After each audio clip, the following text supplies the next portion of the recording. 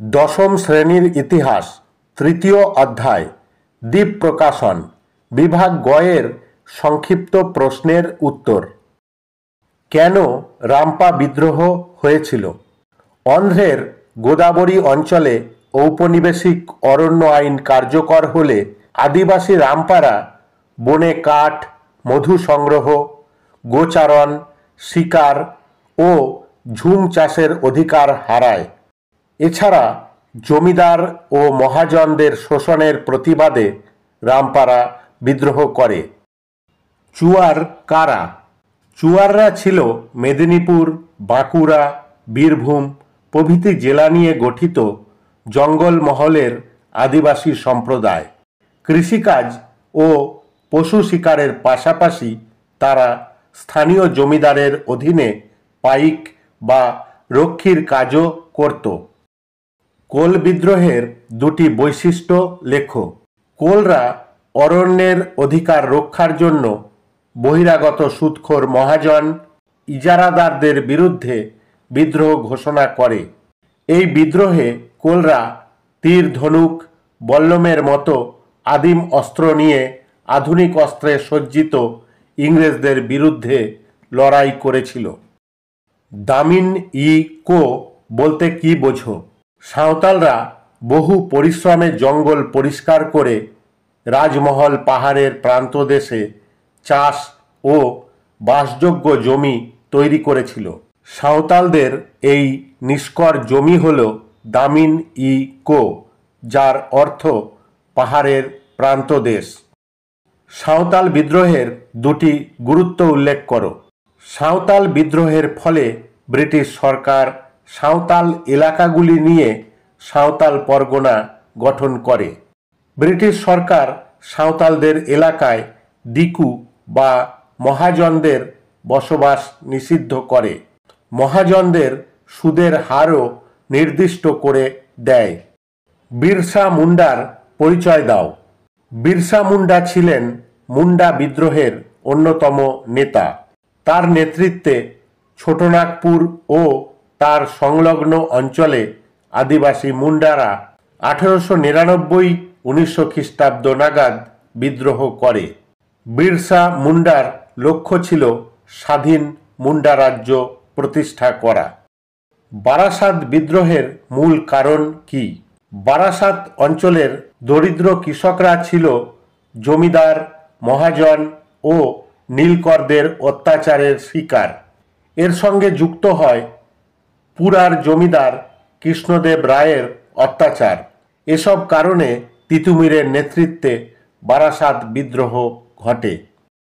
মুন্ডা বিদ্রোহের প্রধান লক্ষ্য ছিল দিকুদের শোষণ ও অত্যাচার থেকে মুন্ডাদের মুক্ত করা, নিজস্ব যৌথ সমাজ, কৃষি, ভাষা, সংস্কৃতি ও অরণ্যের অধিকার রক্ষা করা এবং ব্রিটিশ শাসনের অবসান ঘটিয়ে মুন্ডা সাম্রাজ্য প্রতিষ্ঠা করা ইত্যাদি।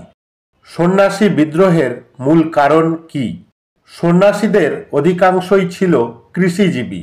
ইস্ট ইন্ডিয়া কোম্পানির বর্ধিত রাজস্ব, ইজারাদারি ব্যবস্থার শোষণ, তীর্থকর আরোপ, শারীরিক নির্যাতন তথা সন্ন্যাসীদের হত্যা ইত্যাদি বিভিন্ন কারণে সন্ন্যাসীরা বিদ্রোহ করে।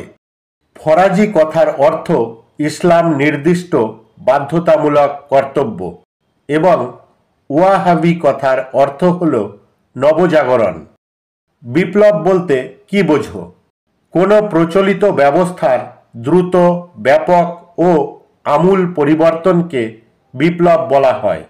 যেমন 1789 খ্রিস্টাব্দের ফরাসি বিপ্লব। ফরাজি আন্দোলনের দুজন নেতা হলেন হাজি শরিয়ত উল্লাহ এবং মোহাম্মদ মুহসিন বা দুদু মিয়া। দক্ষিণ পশ্চিম সীমান্ত এজেন্সি কেন গড়ে তোলা হয়েছিল? ইংরেজ সরকার এবং বহিরাগত দিকুদের শোষণ, অত্যাচারে কোলদের চিরাচরিত সমাজ ও আর্থিক ব্যবস্থা বিপর্যস্ত হয়ে পড়ে। ফলে তারা ক্ষুব্ধ হয় এবং বিদ্রোহ করে। এই ক্ষোভ দূর করতে দক্ষিণ পশ্চিম সীমান্ত এজেন্সি গড়ে তোলা হয়। ফরাজি আন্দোলনের ব্যর্থতার কারণ কি? সংকীর্ণ ধর্মীয় চেতনার উপর ভিত্তি করে গড়ে ওঠায় রক্ষণশীল মুসলিমরা ফরাজি আন্দোলনকে সমর্থন করেনি। ইংরেজ জমিদার ও নীলকরদের বিরুদ্ধে এই অসম লড়াইয়ের ব্যর্থতা ছিল নিশ্চিত। দুদু মিয়ার পর যোগ্য নেতৃত্বের অভাবে এই আন্দোলন স্তিমিত হয়ে পড়ে। তিতুমির স্মরণীয় কেন? বাংলায় ওয়াহাবি আন্দোলনের নেতা ছিলেন তিতুমির। তিনি জমিদার, মহাজন, নীলকর ও ইংরেজ সরকারের বিরুদ্ধে যুদ্ধ ঘোষণা করেন। তিতুমির বাঁশের কেল্লা তৈরি করে ব্রিটিশ সেনার সঙ্গে লড়াই করার সময় মৃত্যুবরণ করেন। চুয়ার বিদ্রোহের গুরুত্ব কী ছিল? পরবর্তীকালের কৃষক বিদ্রোহের অনুপ্রেরণা ছিল চুয়ার বিদ্রোহ। এই বিদ্রোহ দমনে অপারগ ব্রিটিশ সরকার বিদ্রোহী জমিদারদের সঙ্গে আপোষ করে। সরকার 1805 খ্রিস্টাব্দে চুয়ার বিদ্রোহের এলাকাগুলিকে নিয়ে জঙ্গলমহল জেলা গঠন করে। বাঁকুড়া হয় এর সদর দপ্তর। নীলকররা চাষিকে হত্যা, বেঁধে রাখা, প্রহার করা, ঘরবাড়িতে আগুন লাগানো, ছাগল গরু বাছুর ছিনিয়ে নেওয়া, স্ত্রী কন্যাকে লাঞ্ছনা সহ যে কোনো ধরনের অত্যাচার করত। ফরাজি আন্দোলনে ধর্মীয় বিষয় যুক্ত থাকলেও এটি ছিল মূলত কৃষক আন্দোলন। দরিদ্র মুসলিম কৃষকদের সঙ্গে দরিদ্র হিন্দুরাও এই আন্দোলনে সামিল হয়। তাদের লক্ষ্য ছিল জমিদার ও নীলকরদের অত্যাচারের প্রতিকার করা। ধন্যবাদ।